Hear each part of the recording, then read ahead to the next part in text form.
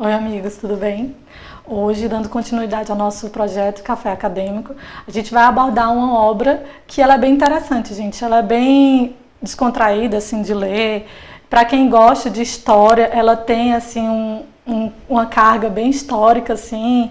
E ela é a obra do professor Antônio Manuel Espanha, que é As Fronteiras do Poder, o Mundo dos Rústicos, né?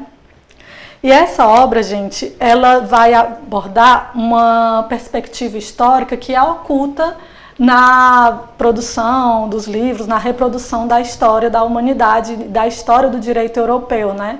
E é uma área que, assim, é pouco explorada, a história do direito. E um dos professores da UFC, que é o professor Gustavo Cabral, maravilhoso, ele tem PhD, inclusive, nisso, sabe? Assim, pós-doc dele, fez na área de História do Direito. Ele fez até parte do Instituto Max Planck, que é de História do Direito, e ele foi orientando do professor Antônio Manuel Espanha. O professor Antônio Manuel Espanha, ele é professor da Universidade de Lisboa, de História do Direito, e ele é um pesquisador nato nesse campo, né? E aí ele trata muito dessa história oculta que não é transmitida sobre o direito, entendeu? E essa é bem a temática que ele vai tratar nesse texto aqui, que é um texto curto, sabe? Mas de um forte conteúdo ideológico, assim, muito presente, sabe? Assim, é como se tivesse assim, um protesto do professor Antônio Manuel Espanha sobre aqueles costumes, aquele direito, aquelas práticas jurídicas que eram esquecidas, que foram esquecidas pela transmissão da história oficial, entendeu? E aí, assim, ele vai tratar nessa perspectiva de um direito local que ele não era contabilizado, digamos assim, nesse processo de centralização do poder. O período que se encaixa a exploração dele vai ser no período da formação dos estados centralizados, ou seja, no início do antigo regime ali, na transição do período feudal para o Estado moderno, né? Para a instauração do antigo regime e logo em seguida para a instauração do absolutismo, entendeu? Então é bom a gente se situar bem nesse período, porque o que acontece? Na época da Idade Média, a gente sabe que o poder político ele era bem descentralizado e, consequentemente, também o direito, o poder jurídico também era bem descentralizado, era fragmentado, era muito mais baseado nos costumes, no direito comum, que eles chamam de direito comum, gente, era um direito que era produzido pelos estudiosos e, assim, era um direito resgatado do direito romano e que era reproduzido e adaptado à realidade feudal, à realidade europeia feudal, né? Então, assim, nesse contexto, no processo de centralização do poder, a gente imagina o quê? Que houve, assim, uma centralizaçãozinha gradativa, né? E aí o rei tinha controle sobre tudo, passou a controlar tudo, sendo que não foi bem assim, né? Nesse processo de transição da Idade Média para a Idade Moderna, que foi muito mais motivado pela economia, e aí foi forçada, foi assim um processo muitas vezes agressivo, né, para as comunidades, para as pessoas. Esse processo começou lá no poder central, no rei, na figura do rei que ia se fortalecendo, mas ele foi migrando de forma muito lenta para as comunidades. E nesse processo de transição da centralização do poder, passaram a coexistir dois sistemas jurídicos, entendeu? Que era o sistema jurídico oficial, baseado no direito legal, no direito escrito, no direito oficial, e um direito paralelo que era exercido pelas comunidades locais, sabe assim, e ele meio que traz essa nova perspectiva e até desilude a gente um pouco, porque ele vai dizer, gente, olha, os juízes naquela época eram pouquíssimos os que sabiam ler, os que tinham então conhecimento da lei eram menos ainda, entendeu? E aí tinha até os dois juízes. Tinha os juízes oficiais, os juízes da justiça oficial, os juízes do direito régio, né? Que são os juízes eruditos. E tinham também aqueles juízes que eram os juízes locais, os juízes do direito local, que eram escolhidos pela comunidade, sabe? Assim, que eram designados e que apenas tinham um senso de justiça e que não tinham nem conhecimento do direito, entendeu? Era um direito muito mais baseado na oralidade, era um direito muito mais baseado nos costumes, não era institucionalizado, um direito institucionalizado mesmo assim, reconhecido. Não, era muito mais um direito que tinha a perspectiva de manutenção da ordem social, dos costumes locais, da tradição, entendeu?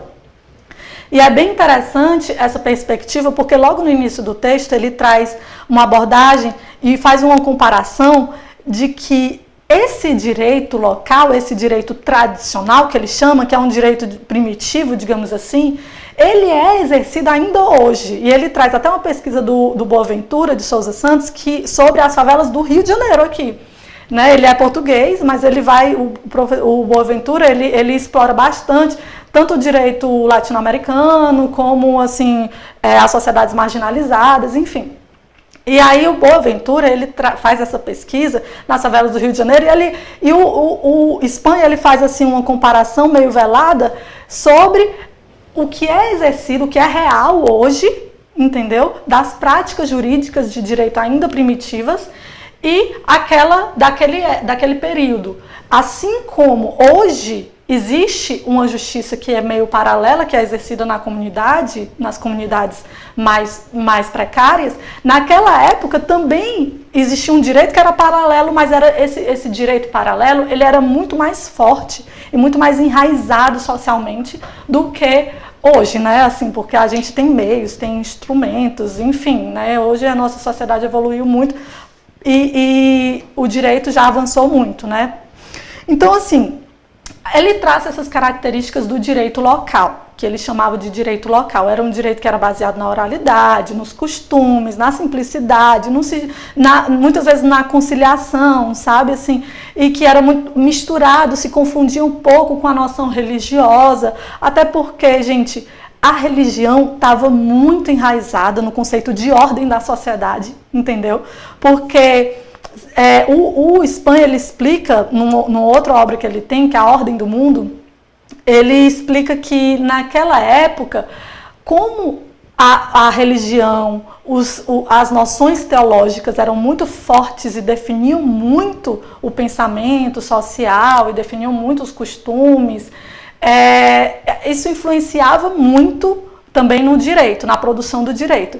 Então, assim, alguns valores eram transmitidos também para o direito, né?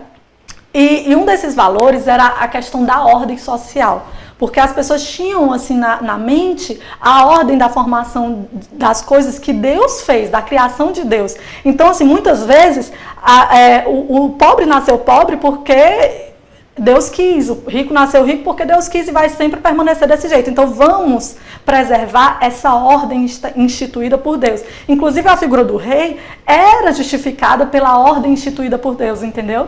E aí essa ordem, quando essa ordem por algum motivo vinha a ser ameaçada por um desrespeito ao direito do outro, todo mundo compreendia isso coletivamente. Isso era uma ameaça transindividual. E ele menciona isso, que hoje é até exercida também nas comunidades locais.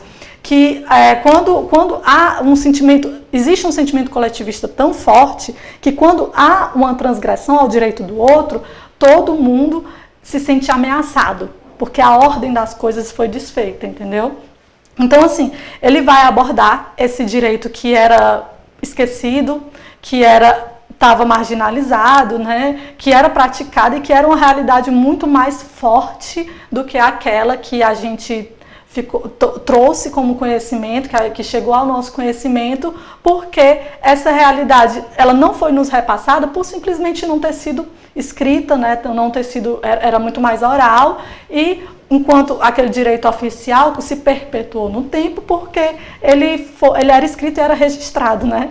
E aí, assim, gente, ele vai abranger o mundo dos rústicos. Essas comunidades locais eram o que ele chama de o mundo dos rústicos, né? Que eram os camponeses afastados ali da coroa, dos recintos ali, das regiões próximas à coroa.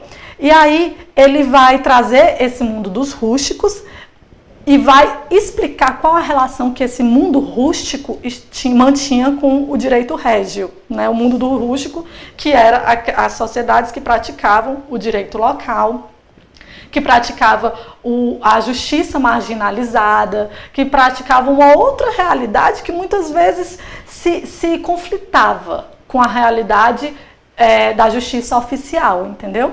E aí, assim, o mundo dos rústicos. Quem são os rústicos, né, que ele traz? Os rústicos eram os camponeses, né, que eram pessoas pobres e grosseiras, que eles eram vistos como pessoas grosseiras, e às vezes assim, tinham até certos benefícios e certas condolências, porque eram pessoas que tinham uma dignidade inferior, tinham consciência, um saber inferior, e que muitas vezes até processualmente eles eram meio que relativamente incapazes, digamos assim, né? Mas que esses rústicos, eles mantinham suas práticas jurídicas paralelas, entendeu? E aí ele vai abordar isso.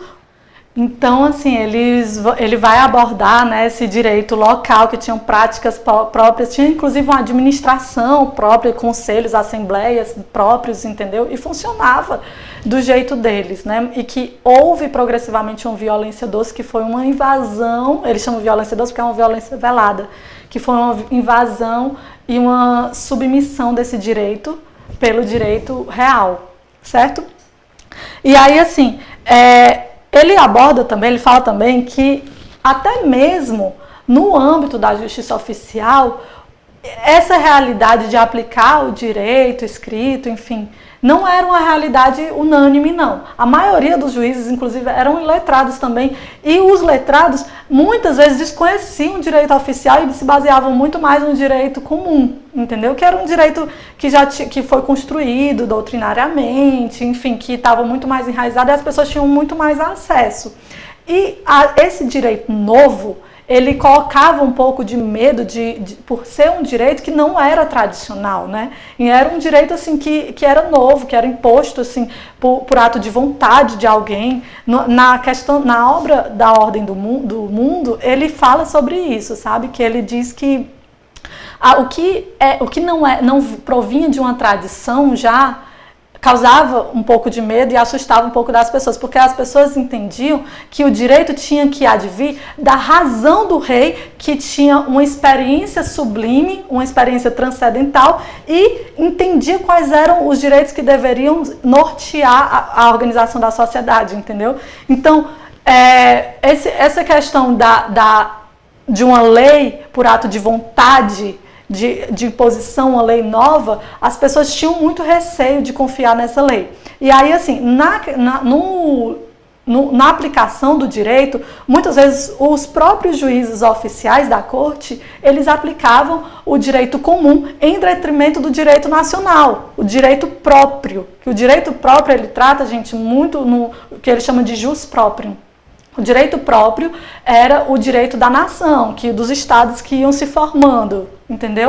E o direito comum é esse direito de todos os povos, que se pretende universal, que foi construído e resgatado desde o Império Romano, entendeu?